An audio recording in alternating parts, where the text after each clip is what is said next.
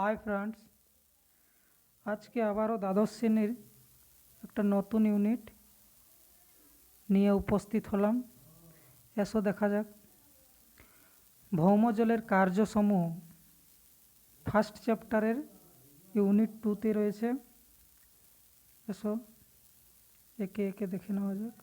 Works of ground water, এখানে রয়েছে ভৌমজল। ভৌমজল বলিতে আমরা কি বুঝি? তো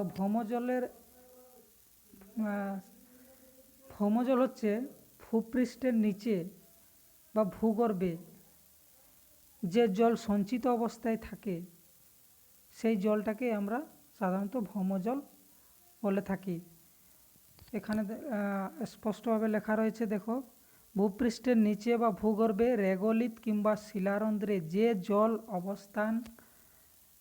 জল অবস্থান করে বা সঞ্চিত অবস্থায় থাকে সেই জলকে ভৌমজল বলা হয়ে থাকে।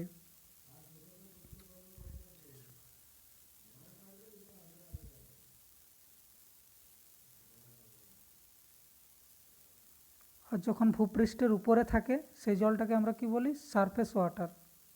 ওকে, নেক্সট দেখো ভৌমজলের উৎস। ভৌমজলের উৎস কি কি রয়েছে? মেটিওরিক ওয়াটার, আবহিক জল। আবহিক জল বলতে এখানে কি বোঝাচ্ছে? আবহিক জল বলতে যখন তুষার, বৃষ্টি, শিশির গলা জল ইত্যাদি রূপে যখন ভূপৃষ্ঠে পতিত হয়, ভূপৃষ্ঠে পতিত হওয়ার পর ক্রমশ চুঁইয়ে লিচিং প্রক্রিয়ার মাধ্যমে ভূ অভ্যন্তরে প্রবেশ করার পর, লিচিং প্রক্রিয়ার মাধ্যমে যখন ভূ অভ্যন্তরে প্রবেশ করে ভূ অভ্যন্তরে প্রবেশ করার পর যখন ভূগর্ভে অবস্থান করে তখন তাকে আমরা কি বলবো? আবহিক জল বলবো। ওকে, নেক্সট দেখো কি রয়েছে? সহজাত জল। সহজাত জলটা কি? সহজাত জল হচ্ছে পাললিক শিলা গঠনের সময় সমুদ্র বা হ্রদে, এখানে স্পেলিংটা ভুল রয়েছে দেখে নিও, হ্রদের সামান্য পরিমাণ জল পাললিক শিলার মধ্যে থেকে যায়, এ ধরনের জলকে আমরা সহজাত জল বলা হয় বা জন্মগত জলও বলা হয়ে থাকে। ওকে, নেক্সট রয়েছে উৎসান্দ জল। এখানে স্পেলিংটা দেখে নিও, উৎসান্দ জল, জুভেনাইল ওয়াটার। জুভেনাইল ওয়াটার কি? ম্যাগমার মধ্যে সঞ্চিত উত্তপ্ত ও খনিজপূর্ণ জল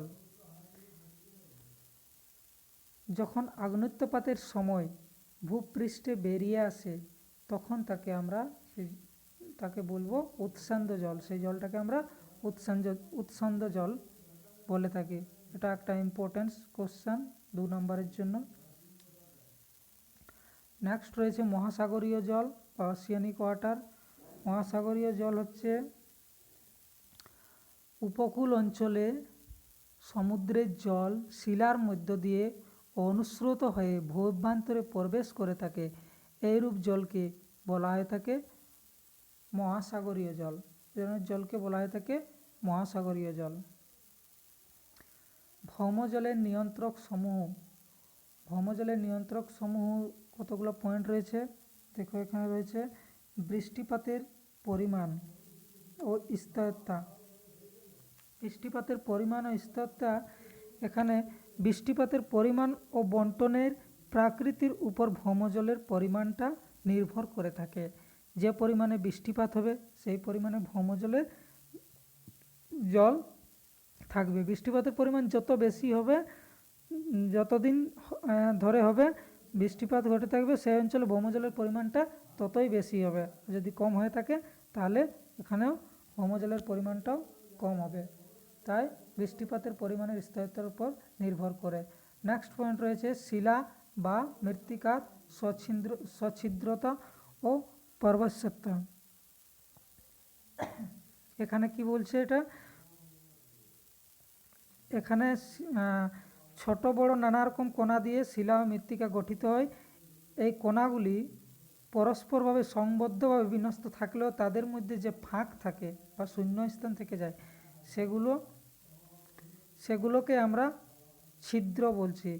ঠিক আছে, এইসব রন্ধ্র দিয়ে এইসব রন্ধ্রের উপর এই ছিদ্রের উপর নির্ভর করে অনেকটা ভৌমজলকে নিয়ন্ত্রণ করে। ভূমির ঢাল যেরকম থাকবে সেরকমই ভৌমজল সঞ্চয় হবে। যেখানে ভূমির ঢাল বেশি থাকবে সেখানে ভৌমজল, যেখানে ভূমির ঢাল কম থাকবে সেখানে বেশি পরিমাণে জল চুঁইবে, লিচিং প্রক্রিয়াটা অ্যাক্টিভ থাকবে। আর যেখানে ভূমির ঢাল খুব বেশি থাকবে সেখানে বয়ে চলে যাবে। ওকে, তাই ভূমির ঢালের উপর একটা নির্ভর করে। নেক্সট রয়েছে পার্বশ্য। এখানে স্পেলিংটা দেখে নেওয়া। পার্বশ্য শিলার নিচে অপার্বশ্য শিলার উপস্থিত। পার্বশ্য শিলার নিচে অপার্বশ্য শিলার, পার্বশ্য শিলা যে শিলার মধ্য দিয়ে জল সহজে প্রবেশ করতে পারে তাকে আমরা পার্বশ্য শিলা বলি। অপার্বশ্য শিলা যে শিলার মধ্য দিয়ে জল পার করতে পারে না বা নিচে যেতে পারে না তাকে আমরা অপার্বশ্য শিলা বলছি। তাহলে অপার্বশ্য শিলার উপরে পার্বশ্য শিলার উপস্থিত থাকা আবশ্যিক, তাহলেই ভৌমজল সঞ্চিত থাকবে, ভৌমজলের সঞ্চয়টা নিয়ন্ত্রক থাকবে, অনেকটা নিয়ন্ত্রক বলে মনে হয়। ভূমি ব্যবহারের প্রকৃতি লাস্ট পয়েন্ট, ল্যান্ড ইউজের উপর ডিপেন্ডেবল করে অনেকটা। নেক্সট এখানে রয়েছে অ্যাকুইফার, এটা একটা ইম্পর্টেন্স। অ্যাকুইফার বলিতে কি বোঝা হচ্ছে? অ্যাকুইফার জলবাহী স্তরও বলা হয়, জল বহনকারী স্তর। এখানে যে ভূতাত্ত্বিক স্তরের মধ্য দিয়ে মাধ্যাকর্ষণ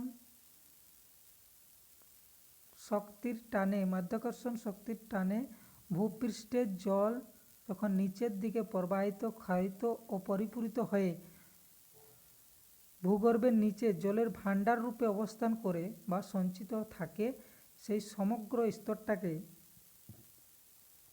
আমরা অ্যাকুইফার বলি। সমগ্র স্তরটাই হচ্ছে অ্যাকুইফার। ডায়াগ্রাম দেখাবো লাস্টে, দেখে নেওয়া যাক। অসম্পৃক্ত স্তর নন স্যাচুরেটেড জোন।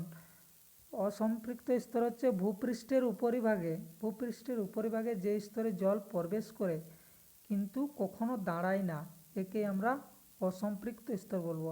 যে স্তরের মধ্য দিয়ে জল প্রবেশ করে কিন্তু ওখানে জল সঞ্চিত হয় না বা দাঁড়ায় না, একে আমরা অসম্পৃক্ত স্তর বলবো। ভাদস স্তর, ভাদস জোন ও ভাদস জল।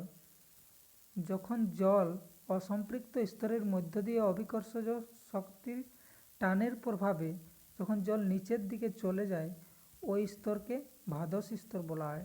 যে স্তর দিয়ে জল নিচের দিকে চলে যায় সেই স্তরটাকে আমরা ভাদস স্তর বলবো, এবং ওই স্তরের মধ্য দিয়ে প্রবাহিত জলটাকে আমরা ভাদস জল বলে থাকি বা ভাদস জল বলা হয়। ওকে, নেক্সট রয়েছে সাময়িক সম্পৃক্ত স্তর। সাময়িক না পিরিয়ডিক স্যাচুরেটেড জোন। এখানে অসম্পৃক্ত স্তরের নিচে যেখানে বর্ষাকালে অনুস্রাবণের মাত্রা বৃদ্ধি পেলে ভৌমজল পিঠ উপরের দিকে উঠে আসে, কিন্তু শুষ্ক ঋতুতে জলপিঠ ওয়াটার লেভেল কী হয়, নিচের দিকে নেমে যায়, অর্থাৎ অস্থায়ীভাবে কাজ করে, অস্থায়ীভাবে ভৌমজল সঞ্চিত হয়, তাকে বলা হয় সাময়িক সম্পৃক্ত স্তর। আর্দ্র ঋতুতে কি হচ্ছে, ওয়াটার লেভেল উপরের দিকে উঠে যাচ্ছে এবং শুষ্ক ঋতুতে ওয়াটার লেভেল নিচের দিকে নেমে যায়, একটা সময় অনুযায়ী এখানে উপর নিচে ওঠানামা করছে ওয়াটার লেভেল, তাই একে আমরা সাময়িক সম্পৃক্ত স্তর বলি। স্থায়ী সম্পৃক্ত স্তর, এটা স্থায়ী অবস্থায় থাকবে। জোন অফ পার্মানেন্ট স্যাচুরেশন, যে জলপিঠ ওয়াটার লেভেল নিচে জলপিঠের নিচে সারা বছর সম্পৃক্ত অবস্থায় থাকে, এমনকি শুষ্কতম ঋতুতেও যে জলস্তর জলপিঠের নিচে নামে না, সেই স্তরকে বলা হয় স্থায়ী সম্পৃক্ত স্তর। এটা স্থায়ী অবস্থায় থাকে। নেক্সট রয়েছে মুক্ত জলবাহী স্তর, আনকনফাইন্ড অ্যাকুইফার। মুক্ত জলবাহী স্তরটি কি, আবশ্যিকভাবে যে অপরিবেশ্য শিলাস্তরের উপরে অবস্থিত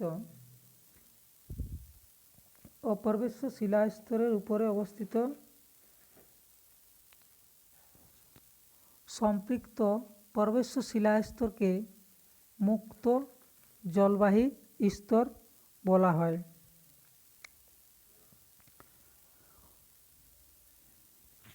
এখানে অপরিবেশ্য শিলাস্তরের উপরে যে অবস্থিত রয়েছে সম্পৃক্ত পর্বস্য শিলাস্তর, একে আমরা মুক্ত জলবাহী স্তর বলবো। আবদ্ধ জলবাহী স্তরটা কি, এগুলো ডায়াগ্রাম দেখলে অনেক বুঝতে পারবে, ডায়াগ্রাম লাস্টে দেখাচ্ছি।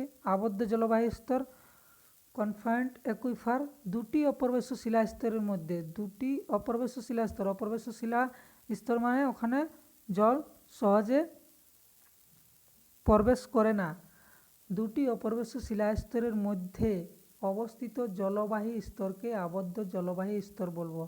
উপরের দিকে শিলাস্তরটাও অপরিবেশ্য শিলাস্তর, নিচের দিকে শিলাস্তরটাও রয়েছে অপরিবেশ্য শিলাস্তর, তার মধ্যে অবস্থিত যে জলবাহী স্তর তাকে আমরা আবদ্ধ জলবাহী স্তর বলা হয়। আবদ্ধ জলস্তর বা আবদ্ধ জলবাহী স্তর বলা হয়। অ্যাকুইটার্ট কি? অ্যাকুইটার্ট হচ্ছে দুর্বল প্রবেশাত্মার কারণে, এখানে স্পেলিংটা দেখে নেও, প্রবেশাত্মার কারণে যে সম্পৃক্ত স্তর স্যাচুরেটেড জোন থেকে জল সহজে কূপগুলিতে আসে না, যার ফলে কূপগুলিতে শুকিয়ে যায়। এ ধরনের বিশেষ ভূতাত্ত্বিক গঠনের স্তরকে আমরা অ্যাকুইটার্ট বলা হয়। এই আচরণটা কোথায় লক্ষ্য করা যায়? বেলে মাটিতে বা কাদা স্তরে এই ধরনের অ্যাকুইটার্ট লক্ষ্য করা যায়। নেক্সট রয়েছে অ্যাকুইক্লোয়েট, যে স্তরে অত্যাধিক সচ্ছিদ্রতা থাকার জন্য, এখানে স্পেলিংটা সচেতনতা হয়ে গেছে, মিস্টেক হয়ে যাবে, সচ্ছিদ্রতা থাকার জন্য অধিক পরিমাণে জল ধরে রাখতে পারে ও সেই সঙ্গে সম্পৃক্ত হয়, কিন্তু অপেক্ষাকৃত কম প্রবেশ্যতার জন্য ওই স্তর থেকে জল পরিবাহিত হয় না, সেইরূপ স্তরকে আমরা অ্যাকুইক্লোয়েট বলে থাকি বা অ্যাকুইক্লোয়েট বলা হয়। সেই স্তরকে অ্যাকুইক্লোয়েট বলা হয়। অ্যাকুইফিউজ, যে অপরিবেশ্য শিলাস্তর জল ধরে রাখে না কিংবা জল পরিবাহিত করতে পারে না তাকে অ্যাকুইফিউজ বলা হয়। এটা সাধারণত নিরেট গ্রানাইট রক্সে লক্ষ্য করা যায়। আর্টেজিয়ান কূপ, আর্টেজিয়ান ওয়েল, ভূগর্ভে অধোভঙ্গের আকারে,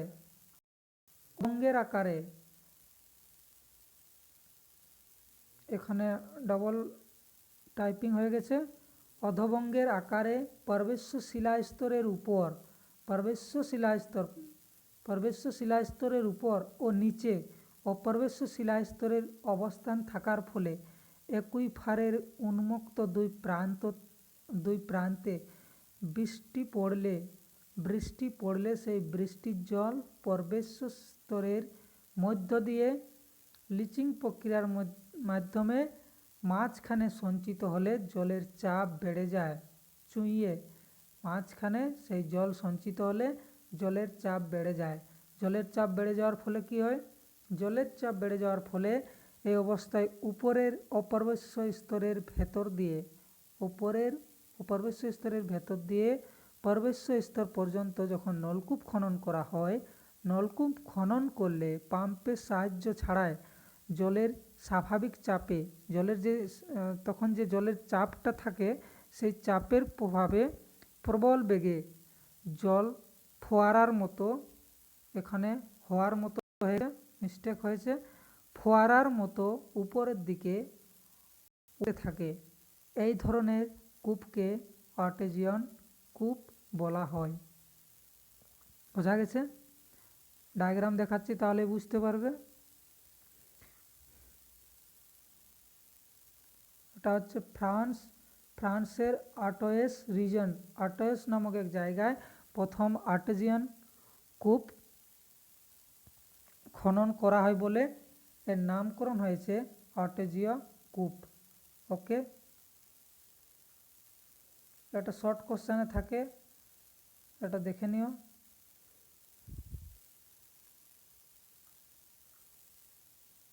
প্রস্রবণ, প্রস্রবণ স্প্রিং বলা হয়। প্রস্রবণ হচ্ছে প্রাকৃতিক উপায়ে ভূপৃষ্ঠের কোনো একটি বিশেষ পথ ধরে ভূগর্ভের জল যখন প্রবাহমান জলের স্রোতরূপে ভূপৃষ্ঠের বাইরে বেরিয়ে এলে তখন তাকে প্রস্রবণ বলা হয়। যেমন ইউএসএ, আমেরিকা যুক্তরাষ্ট্রের ওল্ড ফেথফুল প্রস্রবণ, দেরাদুনের সহস্রধারা, ওয়েস্ট বেঙ্গলের বক্রেশ্বর ইত্যাদি এগুলো হচ্ছে উদাহরণ। সবিরাম প্রস্রবণ, সবিরাম প্রস্রবণটা কি? অনেক প্রস্রবণ রয়েছে যেগুলি থেকে জল সবসময় নিয়মিতভাবে না বেরিয়ে এসে শুধুমাত্র আর্দ্র ঋতুতেই জল বেরিয়ে আসে, তাকেই সবিরাম প্রস্রবণ বলা হয়ে থাকে, তাকে সবিরাম প্রস্রবণ বলা হয়। অবিরাম প্রস্রবণ, অবিরাম প্রস্রবণ হচ্ছে যে সমস্ত প্রস্রবণ থেকে ভূগর্ভের জল নিয়মিতভাবে সবসময় সারা বছর বেরিয়ে আসতে থাকে, সেই প্রস্রবণকে বলা হয় অবিরাম প্রস্রবণ। এই ওয়ার্ডগুলো দেখেই মনে হচ্ছে অবিরাম সবিরাম, বোঝা গেছে? অবিরাম, এর বিরাম নেই। সাধারণত এই ধরনের প্রস্রবণ সম্পৃক্ত স্তর থেকেই সৃষ্টি হয়। সম্পৃক্ত স্তর দ্যাটস মিন স্যাচুরেটেড জোন, যেখানে জল সঞ্চিত অবস্থায় থাকে, সেই জোন থেকেই সৃষ্টি হয়। ওকে, গিজার, এটা একটা ইম্পর্টেন্ট কোশ্চেন। গিজার হলো এক বিশেষ ধরনের উষ্ণ প্রস্রবণ যেখান থেকে জল ও বাষ্প নিয়মিতভাবে নির্দিষ্ট সময়ের ব্যবধানে মানে কয়েক মিনিট বা কয়েক ঘন্টা অন্তর অন্তর স্তম্ভের আকারে প্রবল বেগে সশব্দে উপরে উঠে আসে, তখন তাকে গিজার বলা হয়। এর উদাহরণ হচ্ছে আমেরিকা যুক্তরাষ্ট্রের old faithful geyser, Yellowstone national পার্কে অবস্থিত। Old faithful geyser Yellowstone national পার্কে অবস্থিত, যেটা আমেরিকা যুক্তরাষ্ট্রের মধ্যে পড়ছে। ওকে, নেক্সট রয়েছে কোল্ড স্প্রিং, শীতল প্রস্রবণ। শীতল প্রস্রবণ কি? যে সমস্ত প্রস্রবণগুলি থেকে শীতল জল বেরিয়ে আসে তাকে বলা হয় শীতল প্রস্রবণ। যেমন দেরাদুনের সহস্রধারা প্রস্রবণ থেকে শীতল জল বেরিয়ে আসে। নেক্সট রয়েছে উষ্ণ প্রস্রবণ।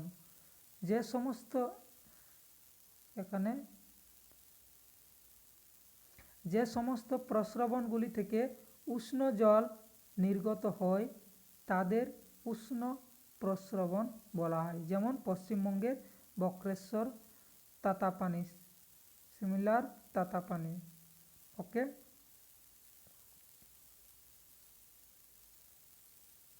নেক্সট ডায়াগ্রামগুলো দেখাচ্ছি।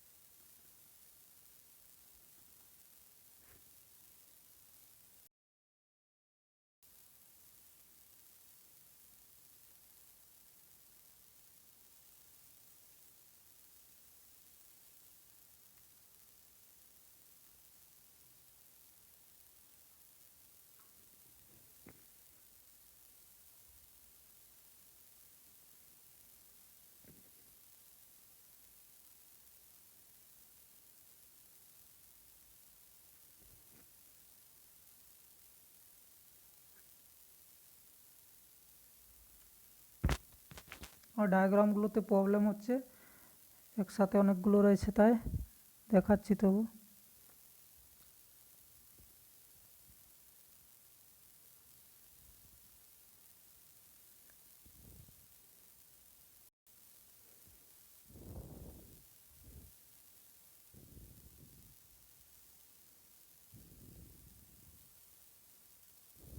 এই যে এখানে রয়েছে, এটা হচ্ছে অ্যাকুইক্লোয়েড স্যাচুরেটেড জোন, স্যাচুরেটেড যেখানে জল সঞ্চিত অবস্থায় থাকে। অ্যাকুইক্লোয়েড গ্রাউন্ড ওয়াটার ফ্লো, এটা হচ্ছে আর্টেজিয়ান অয়েল। কনফাইন্ড,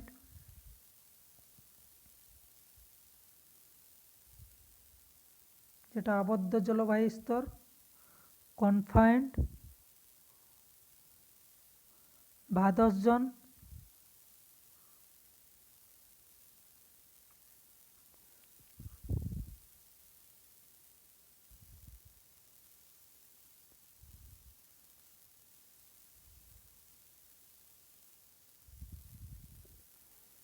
এখানে হচ্ছে এটা এটা অ্যাকুইফারের ডায়াগ্রাম। আর্টেজিয়ান অয়েল, অ্যাকুইফারের ডেফিনেশনটাতে কী রয়েছিল, ভূগর্ভের অধোবঙ্গের আকারে পার্বত্য শিলাস্তরের উপর ও নিচে অপার্বত্য শিলাস্তরের অবস্থান। এই যে এখানে অপার্বত্য শিলাস্তর আর এখানেও অপার্বত্য শিলাস্তরের উপর ও নিচে অপার্বত্য শিলাস্তরের অবস্থান থাকার ফলে অ্যাকুইফার যে উন্মুক্ত দুটি প্রান্তে এদিকে উন্মুক্ত দুটি প্রান্তে, এই সাইডে আর এদিকে যখন বৃষ্টির জল ভূপৃষ্ঠে পড়ে তখন লিচিং প্রক্রিয়ার মাধ্যমে তার মাঝখানে জল চুঁইয়ে প্রবেশ করার পর কী হয়, যখন অপার্বত্য শিলাস্তরের মধ্য দিয়ে যখন কোনো নলকূপ খনন করা হয় তখন সেই জলের চাপ এতটাই প্রবল থাকে যে সেই জল কোনো পাম্পের সাহায্য না নিয়ে প্রবল বেগে উপরে উঠে আসতে থাকে। এটাই হচ্ছে আর্টেজিয়ান অয়েল। বোঝা গেছে? এদিকে অপ্রবেশ্য শিলাস্তর রয়েছে, তাই এটা দিয়ে জল না আসতে পারায় উন্মুক্ত দুটি প্রান্তে এদিক দিয়ে প্রবেশ্য শিলাস্তরে জল প্রবেশ করে। প্রবেশ্য শিলাস্তরের মাঝখানে দুটোই রয়েছে অপ্রবেশ্য শিলাস্তর। এটা হচ্ছে আর্টেজিয়ান অয়েল। ছবিটা নেক্সট ছবি দেখাচ্ছি। ছবিগুলোতে একটা প্রবলেম ক্রিয়েট করছে। হরাইজন্টাল একটা ছবি দেখাচ্ছে, ভার্টিক্যালি একটা ছবি রয়েছে।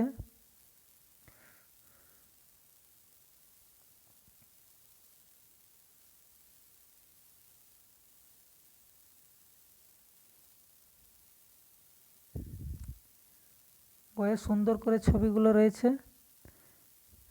দেখে নিও। ওয়াটার টেবিল, সেখানে জলপীঠের লেভেল।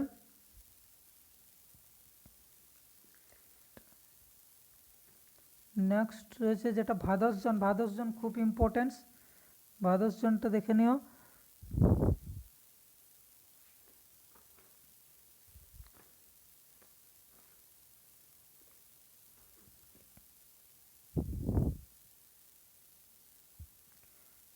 প্রথমে দেখো মৃত্তিকা জল, এটা হচ্ছে গ্রাউন্ড সারফেস। নেক্সট রয়েছে মৃত্তিকা জল, সয়েল ওয়াটার জোনের পরে হচ্ছে মৃত্তিকা বায়ুস্তর।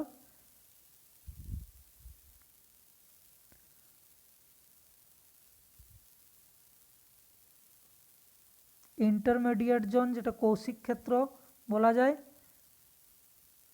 এই জোনের মধ্য দিয়ে মাধ্যাকর্ষণ শক্তির টানে জল লিচিং প্রক্রিয়ার মাধ্যমে নিচের দিকে নামে। ক্যাপিলারি জোন, এটা হচ্ছে ক্যাপিলারি জোন। আর জল নিচে নেমে এখানে সঞ্চিত অবস্থায় থাকে স্যাচুরেটেড জোন, ভূগর্ভে সঞ্চিত অবস্থায় থাকে।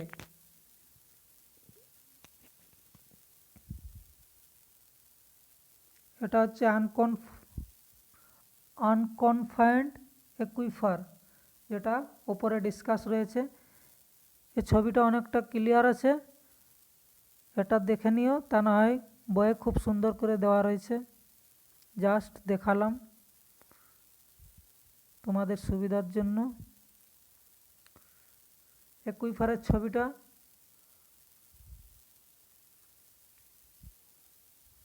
এক্সামে থাকলে সাথে ছবি দিয়ে দিও। নেক্সট আর দেখাচ্ছি।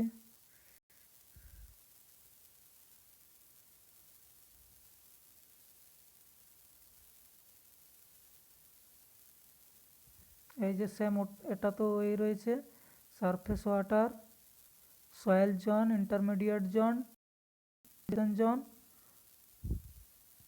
এই যে কৌশিক ক্ষেত্র, এটা দিয়ে জল ছুঁয়ে স্যাচুরেটেড জোনে চলে আসে ওয়াটার টেবিল, গ্রাউন্ড ওয়াটার। ওকে,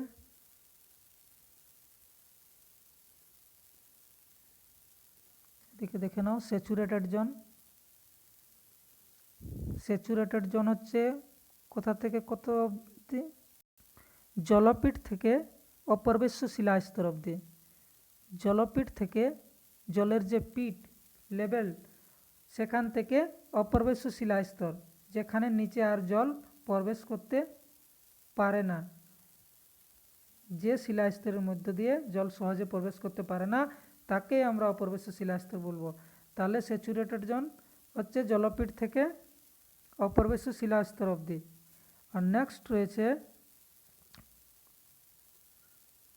আনস্যাচুরেটেড জোন। আনস্যাচুরেটেড জোন হচ্ছে জলপীঠের উপরের দিকে, বোঝা গেছে, জলপীঠের উপরের দিকে, যেটা আমরা বাদস জল বা বাদস জোন বলা হয়ে থাকে।